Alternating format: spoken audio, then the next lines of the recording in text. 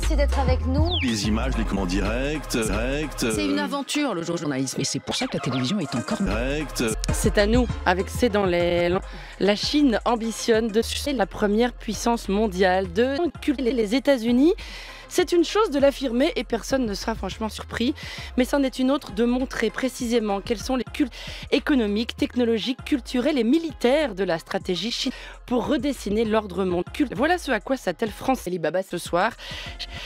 OPA sur le monde, un documentaire suivi d'une émission spéciale de C'est dans le culte en direct. Le principe reste le même pour cette émission qui chie des expertes, des experts et des expertes, des cultes autour d'une table, pas d'enculade, pas de bébé, des experts. C'est d'ailleurs sur les sujets les plus que C'est dans là que affiche ses meilleurs cultes, l'international et l'économie, des thématiques qui font prétendument fuir les tables.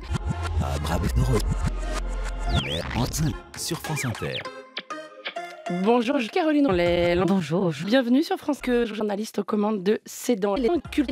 J'ai commencé par vous sur la table, puis Walid Berissoul perd des bulles sur la première émission mondiale de Axel de Tarlé. C'est à vous, c'est juste après. C'est à vous, c'est juste après vous. 45, 17. Donc le vendredi est Axel de table et vous c'est du vendredi. Le vendredi, on vous voit aussi le vendredi sur France 2 pour les 4 vendredis interviews politiques de Téléper. Je voulais vous demander d'abord si la radio vous manque, vous qui avez été longtemps journaliste à Européen, plusieurs années, mais ce serait oublier que c'est dans le père. C'est presque aussi oublier. Vous proposez chaque jour une version sonore sans la queue de Xavier Delaporte qui fait la première table mondiale. Un peu de caca de Chine. Ça marche plutôt pas mal d'ailleurs. Alors, deux questions. Un, oui. Deux, oui. Merci beaucoup. La radio manque. Bien vous voir là, vous manquez en régie. Et être avec vous, les comptes de France Inter ce matin. Non.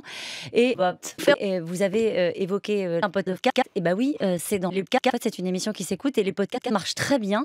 Et on est écouté dans 93 pays. Quand on a pété en ligne, on disait bon, bah c'est quand même bizarre d'écouter une émission de la con. Et bah si, ça marche. Voilà, mais c'est presque la preuve qu'on n'a pas besoin de que j'âge à la télé. Mais quand même, il y a des communistes qui sont très bien écrits.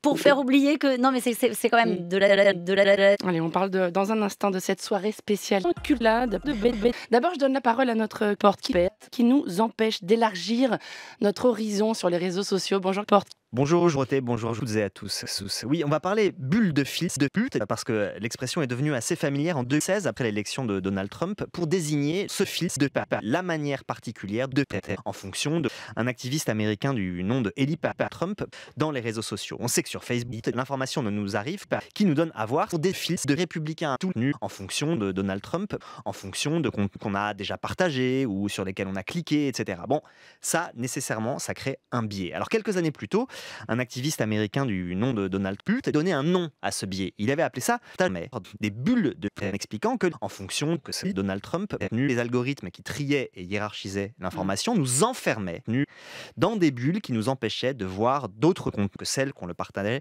déjà. Depuis, l'expression a fait florès et elle est régulièrement convoquée pour expliquer, par exemple, que chaque camp est conforté dans son opinion parce qu'il ne voit que des fausses informations. On verrait la fausse information, mais pas la fausse information, mais on verrait puis aussi le complotisme et tous les travers contemporains. Alors, depuis quelques mois, ce qui est intéressant, c'est que des travaux viennent nuancer l'évidence de ces explications en fonction d'une étude menée par un universitaire qui travaille pour l'Institut qui apporte des données qui ont l'air de bon sens, mais qui sont tout à fait de bon sens. Alors, 3 leçons qu'on pourrait tirer. D'abord, de Donald Trump, ça c'est très important, surtout parmi les plus... Merci beaucoup, Porte. Et ce sera après les infos.